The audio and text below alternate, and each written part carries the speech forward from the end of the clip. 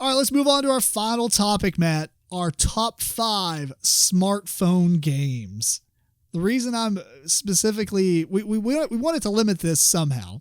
If we said mobile games, then you can include like the Game Boys and the Vita. Right. And we didn't want to do that. So we wanted to limit it to a specific thing. And we wanted to say smartphone because if we said, mobile as in like a phone or whatever, then you can include tablet games. I would have put Snake. You could put Snake. Spoiler alert, Snake's not on mine. Apparently. Anyway, so top 5 smartphone games, pretty much stuff that you're going to put on smartphones. We did not limit it to board game apps. Those are fine as well. Really, we didn't really talk about it. We just said if it goes on a phone, you're good. Right. So, you want to start? Sure. My number 5. It was, I think, when I first got my first iPhone. This was one of the first games I put on there, and I had a ball with it. My kids loved it. It was Zombie Smash. I haven't heard of that one. Oh, you haven't? Pretty much it was like a tower defense game. You had a house in the middle. Zombies would run over. They wouldn't run. They would walk. There were some that could run, whatever. This was 28 days later Zombie Smash? No, they were slow. This was Romero zombies. And but as they walked over, you would take your finger, put it on the zombie, and flick it up in the air. And how high you flicked it, I guess it built velocity on the way down, because then when it smashed, like its arms and stuff would fall off. Oh, that's hilarious. And it would die. Or you could pretty much if you put your finger on a zombie, you could move it around. Like ragdoll effects? Yeah, ragdoll effect, exactly. So you could take it, lift it up, and then slam it down yourself too. Or so was it just a speed game, or you're just like constantly? Yeah, you're just sitting there constantly flicking, but you would get like guns and stuff, and then you would use your finger to like guide the laser and stuff like that to shoot the zombies. So it had other things to do besides that, but most of the time you were just sitting there like flicking zombies up in the air to make them fall far enough to die. Because if they didn't, they would get back up, and like they might be missing an arm and a leg, but they would still kind of like crawl or something. Gotcha. To get to the house, and they would knock your door down. Huh. Well, my number 5 is Urban Rivals. Oh, yeah. Now, this is a web browser game. Now that you say it, I'm surprised it's 5, but... Yeah, it's only because I haven't played it in a couple of years. Oh, I guess so. But, man, when I was playing it, I played that every day, 5 or 6 matches. It's just a game where it's like a card game, but it's more of like a bluffing game. Right. Because you get 4 guys out of the 8 that you bring or whatever, and they have special abilities or whatever. But essentially, you get what's called pills, and those pills, you get like 12 of them, and you basically play the game, 4 rounds. 1 round, I get to pick an attacker, you pick a defender, and then you guess how many pills the other person's going to add to their hand. It's almost like you're putting in your fist and then revealing it, kind of. Right. Except it's all behind a computer screen. And each pill that you gave or show is going to increase your attack power by the power on the guy. So if you had like a power of 8 or 4 and you put 8 pills against it, then you got 16, you got 32 points. Right. Whereas the other person, if you put like 2 and he has a power of 5, he only has 10, you would win that battle, and then your character's damage would go to the player, not their character. And so you could possibly knock out it's kind of like a magic thing where I think you had 21 hit points or whatever. Yeah. And it was just so fun to like bluff. Now, I mean, I feel like this game would probably even be better in real life because you could have that poker face kind of bluffing going on. Right. How many pills did you just add to this guy? But even with the game, I mean, it was kind of a outguessing your opponent. Right. You also leveled up the cards too. Yeah, you did level up, but I kind of feel like it was good for an app. In a physical version, that should just be removed. Well, yeah, you can't do that physical. Well, you can still have all the different star values. Yeah. Because in the tournaments, you can only take, 21 stars? Oh, that's right. It did limit your stars, didn't it? Right. You had to take 8 cards, but they can only have 21 stars. So having like the lower rank versions of the cards were still okay. Right. But, so you could do that in a printed version, but I don't know. It was a really fun game. I actually liked playing it on the phone better than playing it on the web. Did you ever play it on the website? I think I did. What did you think? I don't remember there being that big of a difference, but maybe there was. That's a long time ago.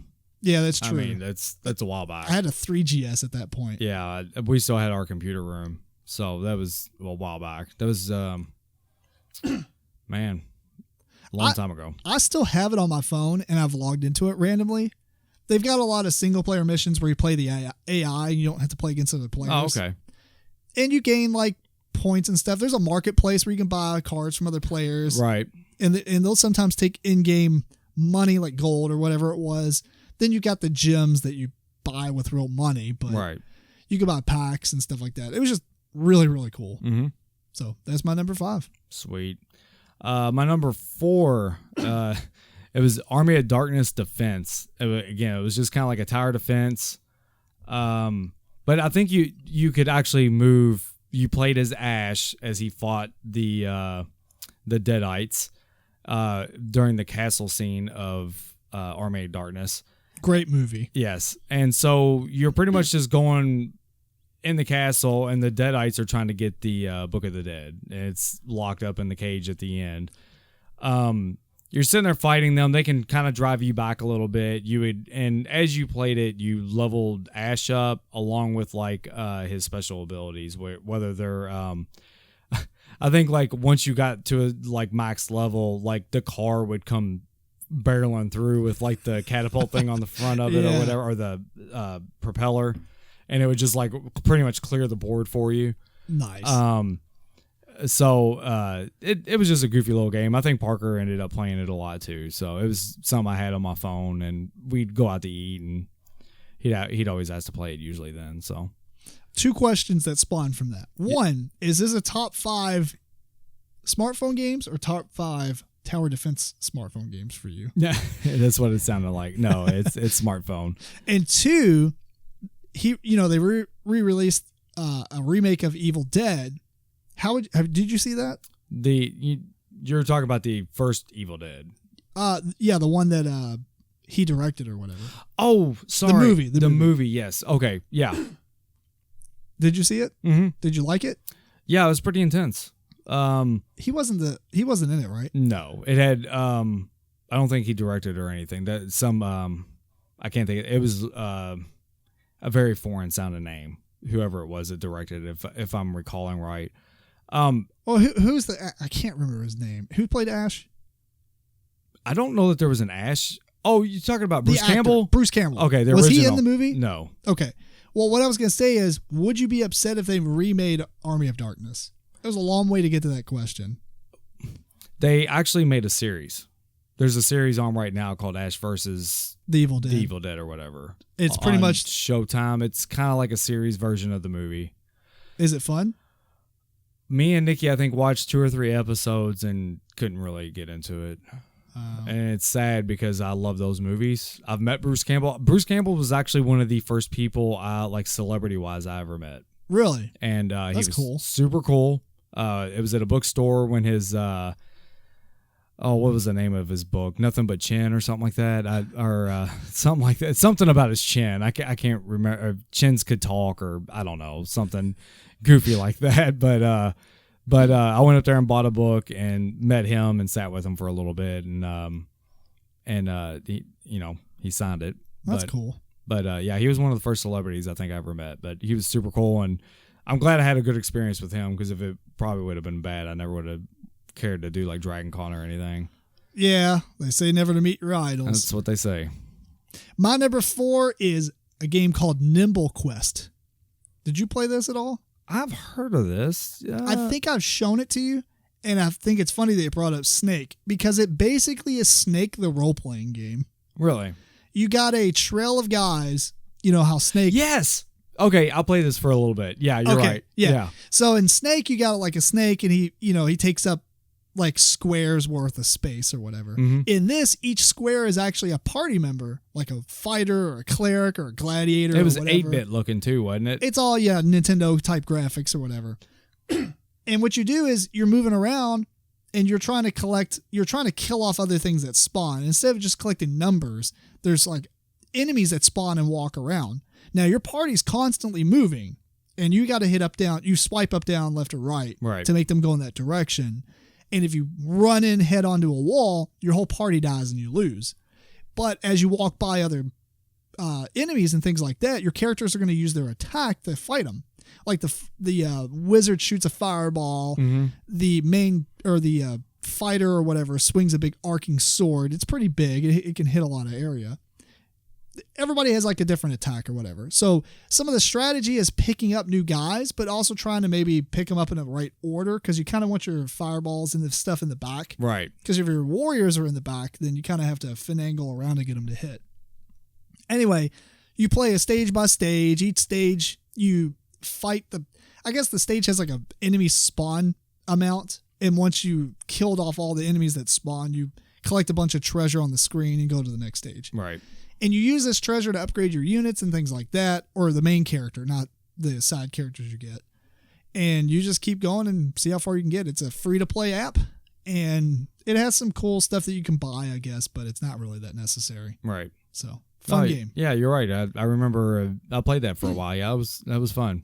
This is definitely a game you put on your phone if you work in IT, because while you're waiting for things to load, you're just like, yeah, 2-3 minutes, you're done. Right. So, fun game. Sweet.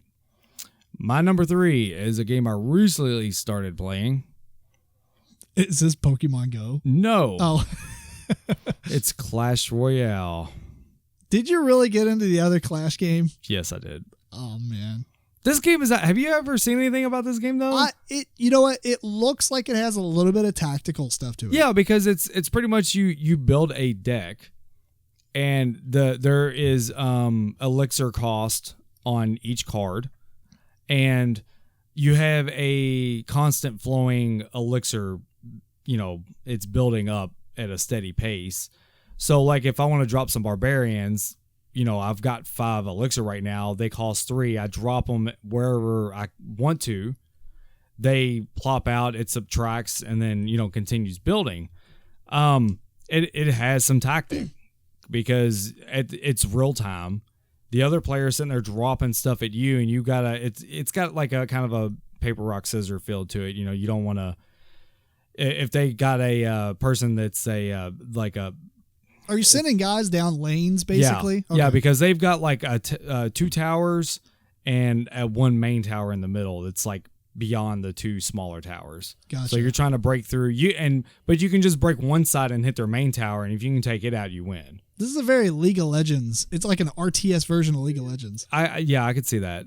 And so I started playing it, and it had a lot of appeal to me. So how pay to win is this? I mean, do you feel like you need to... That's what's kind of weird, because you get chest, and that's where it has the CCG feel.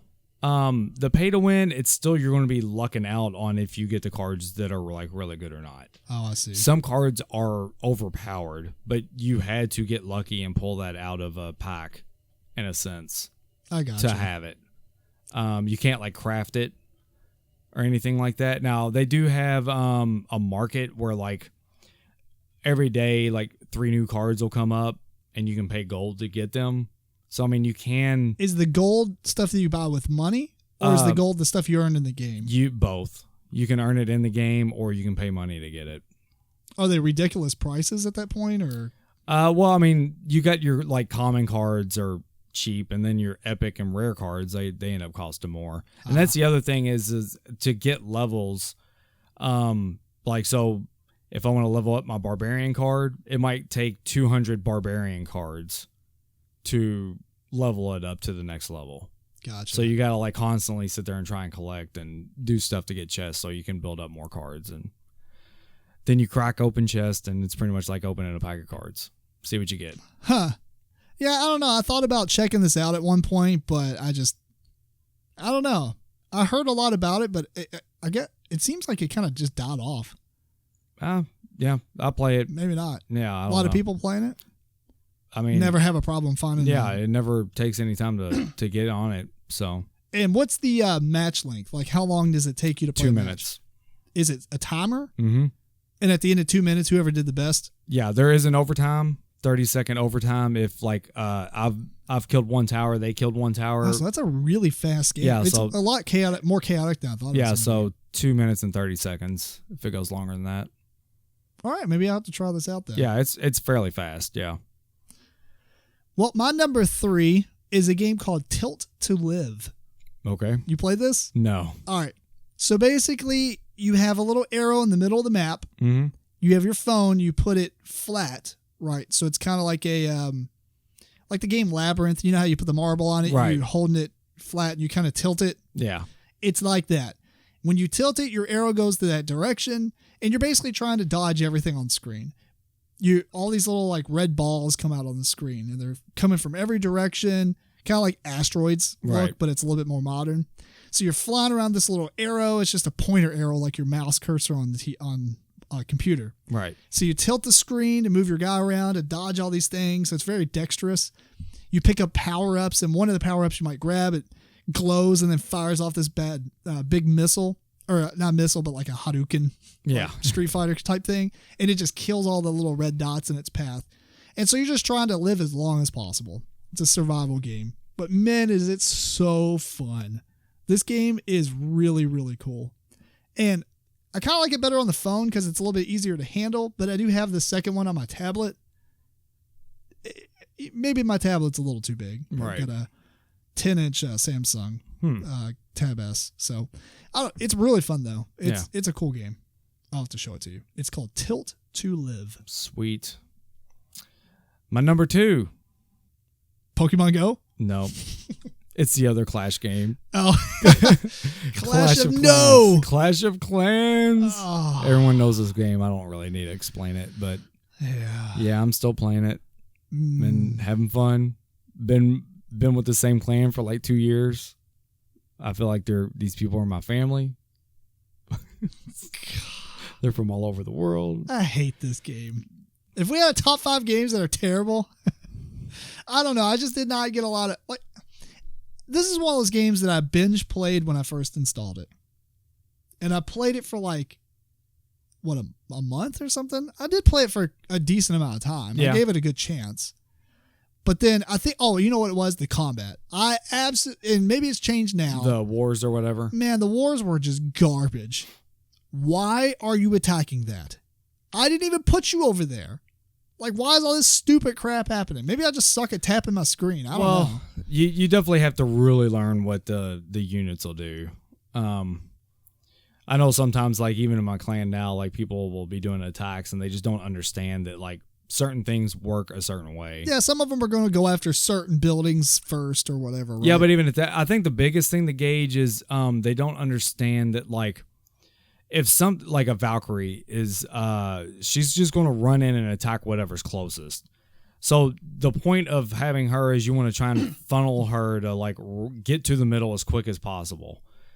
Well, if you're clearing all this outside stuff and then you drop her in a spot, the closest thing might be this thing that's like way away from what, like a totally different direction than what you want her to go. Because you've ate out too much of a hole.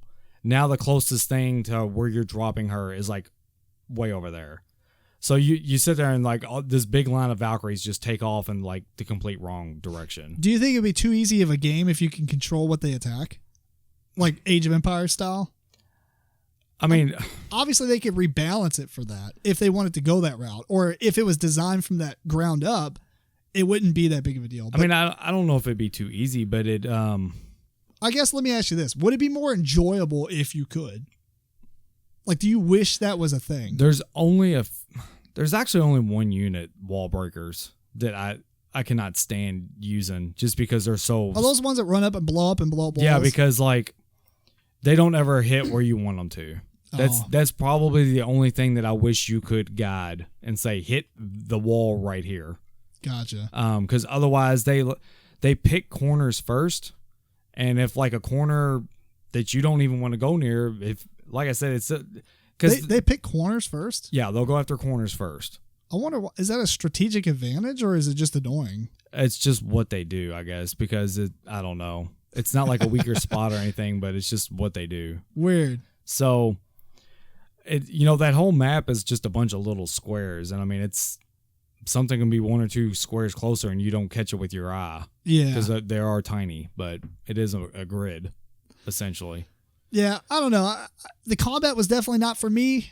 I don't think the game's complete garbage. I know I make fun of it and say that, but I mean, there is some cool stuff about the game. Like the whole building, it does have that Age of Empires feel, like when you're building up your city and the way you move everything around. You can spend a lot of time like reorganizing your stuff to make sure it's in the right optimal place for invasions and stuff like that. Right.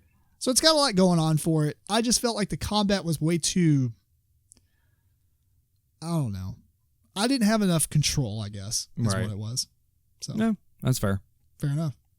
My number 2 is Fruit Ninja. Fruit Ninja, oh my God. I literally put this on everything I have. Really? I don't play it like as much as some of my other favorites, I'll admit that, but man, it just never gets old. You bust this up, slash some fruit, you're done. It's just a cool experience. This computer I have right now, you know, this that we're using for the podcast is a touch screen, and I have it on there. Now, I could justify putting on something like that. Yeah. Because it's such a big screen. It is kind of funny, like you go to an arcade and they have it in an arcade. Yeah. It is kind of neat to sit there and watch people sit there and play it on this big screen. Have you played there's 2 versions of that. There's one where it's a big screen, but there's one that's actually like motion sensitive. I haven't seen that one. Like you're moving your arms and it slices it on a screen that's like 10 feet away from you. No, I've seen the one where it's a touch screen and it's pretty slicing through and everything. Yeah. It's a fun game. Do you play it much? No, I haven't played it, forever. Oh. We had a card game version of it. I have that. Do you have it? Yeah, you cut the deck and you choose the top or bottom card. Yeah. That's a fun game, actually. Yeah. For a game that you could go pick up at Walmart, I don't know about now, but for like $5. Right. It was pretty cool. It's a little pressure luck game. Yeah. Yeah. Anyway, Fruit Ninja. Sweet. Honorable mention? Yeah, let's go to honorable mentions. Kingdom Rush. You know, that was a fun game. Yes. Oh, did you play that? I've got it on the tablet. Do you? Yeah. So, that's the very watercolory kind of art style and stuff. Yeah. So the first one I had on my phone, the expansion they come out with, or the second one actually wasn't an expansion. The second one they came out with, I put on my tablet, but I played the hell out of these games. Matt's down with tower defense. Yeah, I guess you're right. Yeah, it's it was so funny. The way I come across this game was Felicia Day actually asked what was a good what do they call them, escape the room games. Oh yeah. And I was just reading through her feed or whatever, and a lot of people were talking about this, and I was like, oh, let me check it out. Fell in love with it. I was like, how is this the same as an escape the room? Or it just happened to come up as a good app? Well, I didn't really get what they were talking about, escape the room. I thought maybe they meant like just to get out of the moment and play a game or something. Oh, I see. Like the idea of escaping the room. Yes. Because escape the room would be like the Louisville escape stuff. Yeah, no.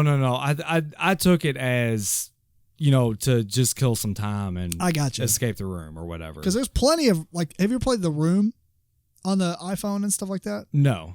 It's awesome. And basically, it's like these breakout things we got around here? It's like a breakout thing, but what it is, it's more like playing the Myth, like the old school Myth games where it's like, oh, here's a big table. It's a piano.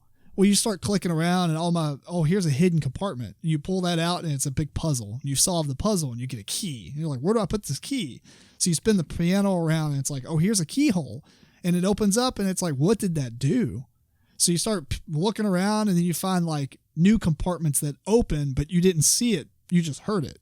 And so you spend like 30 minutes trying to solve this puzzle and all you get is a key and you get to move on to the next room. Oh, okay. Anyway, that's what I thought she was talking about. Oh, no, yeah. Evidently, they were talking about just games killing time and stuff. So, gotcha. Yeah, this game got brought up in a Facebook chat from Felicia Day asking a new game to play, and I saw a lot of people talking about it. So, I actually got it on Humble Bundle.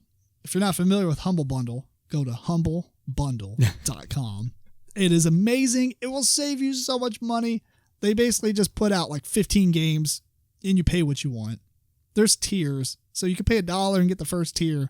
Second tier might be 5 or 6. Third tier is like 15. But you end up getting like 11 to 15 games. It's crazy.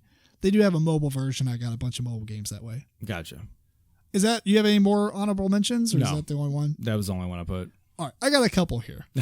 because one is the Final Fantasy Brave Exvius game Right. that I was talking about earlier. Mm-hmm. I haven't played it enough because it's only been 2 days. I can totally see this maybe taking over one of these spots on my list. Gotcha. The second game is Dungeon Village. This is a phenomenal game. Matt, you were probably, this is up your alley. Yeah. Basically, you are making a village that entices parties of heroes to come to your village to refresh and stuff like that. Like you have like you're in and you build a weapon shop and you're basically building a town for adventurers to come through. And then out in the thing, I mean, they have dungeons and stuff they can go to and stuff. So you're trying to like be this village for adventurers. It's really interesting. So it's like a tap game, I guess, or it's it's more like a SimCity kind of game. oh, okay. You know, where you're building a village to entice parties of characters to come to it and spend the night or buy your gear from your shop and things like that. So if you build your weapon shop next to something, it gets a better bonus than if you build, you know, like if you build residential in the commercial area, that's bad. Right. In SimCity or whatever. Dungeon Village? Dungeon Village. It's might have to check that one out. It's pretty interesting. Honestly, this could totally be a board game. Like the gameplay in the game is too real time for a board game, but they can adapt that concept into a really cool board game, I think. Right. The last two, one is Bastion. Now, I kind of put this on there because it is a computer game, but man, this game, if you want a console experience game on a phone, Bastion is absolutely amazing.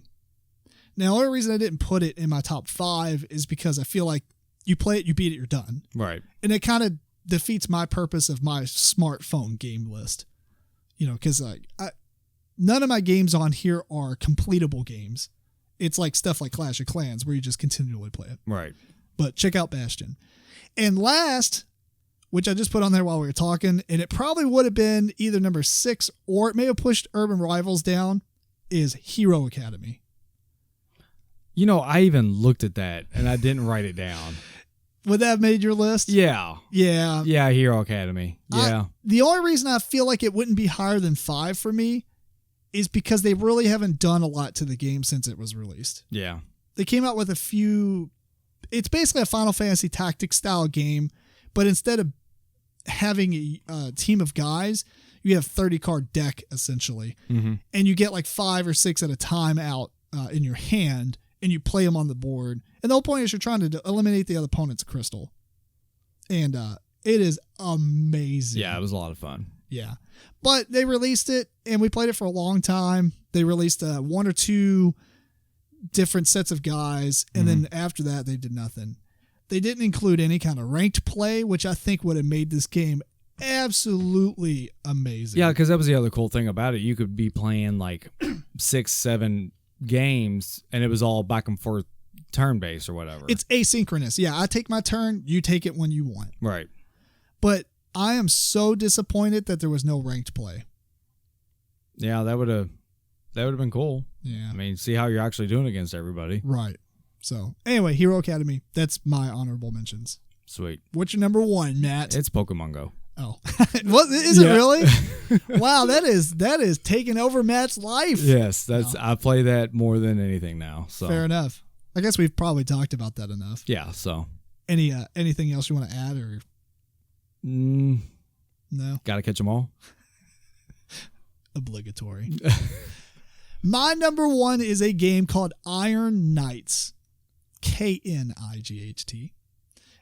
Basically, it is a Diablo style game, kind of like Dungeon Hunter, I think it's called. Okay, right, yeah.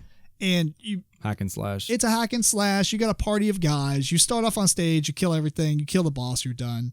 You get stuff that you can use to craft, and you can upgrade your units, and you can equip them with weapons and armor and stuff like that. It's a huge time sink, and it's very repetitive, but I've been playing it the entire time I've had my tablet. And then for some reason it stopped loading, so I loaded it on my phone, and I actually have a better time on my phone. Oh, is this the game you would check in on and all that stuff? Yeah. It's still playing that? It's got daily logins and stuff. I play it every single day. Wow. Amazingly. It is so cool.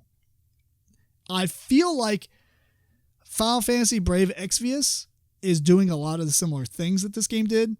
And it might, I wouldn't say it'll overtake it just because the gameplay is totally different. You know, you're talking about a turn-based Final Fantasy game comparison to a real-time, over-the-top, you know, like Diablo-style hack and slash. Right. So they can coincide on my phone at the same time. You do get energy, much like that other game, or like the Final Fantasy game. So as you're doing stuff, it takes energy. But literally, I have so much energy, it's not even funny. Right. They give stuff away to you like it's candy. They're like, here, take it. We don't want it. It's cool, though. We don't want it. Yeah. We don't want these graphics. Yeah, I mean, they just give you free stuff all the time. They give you, like, login bonuses. They give you, like, event specials and stuff. Oh, like, 5 years, or maybe not 5 year. I think it's 2 year. But, like, you know, anniversary events, they just give you free guys. And, oh, man, there's all kinds of stuff. Now, I will say one complaint about this game. When you finish a stage, it pops up with 3 cards. Left, middle, right. Yes. And you click one and you get that reward. And you see the crap you could have got had you picked the other 2. Yeah. I made it a point. I played this game for... To quit looking? Almost 2 years now, right? And every single time, after maybe the 15th time I played the game, 15th dungeon, I was like, from now on, I'm only picking the middle, no matter what. So in almost 2 years of clicking the middle, I have only got the best thing 2 times. And every once in a while, like months, I'll be like, I'm going to click left. I guarantee the middle is the new. Click left, bam, in the middle. Tell me that's random. No. Listen, China. Right. Because China made this game. Oh, no, it's Korea. Whatever. Stop it. Stop it. First off, you're giving all kinds of crap away for free. That's what I was going to say. Unless, are they selling something that lets you get another pick? Is it? Yeah, like you pick one and then you can spend gems to pick another pick. Okay, well, that's where they're getting their money. You can't spend gems to pick a third pick, which they should allow it. But, you know, so. I bet if you got that second pick a lot, you probably I did it a lot. Oh, really? It never happens. They just don't want to give you anything good then. It is so, well, that's the interesting thing. It's so rigged on that, but then every day they're like, here's free stuff. That's better than that. So, like, why be all random with this? I mean, maybe that was just in the game in the beginning, and then this game cannot have that big of a player base, honestly. American player base, or outside of Asia. In Asia, I can see they probably have tons of players, because I see it's like the same server. So you see a lot of Asian players, but you don't really see, you know, because they're all using kanji for their names and stuff like that. Right. So anyway, Iron Knights, it's a fun game. If you're going to get into it, just be prepared to put lots of time into it. Yeah. So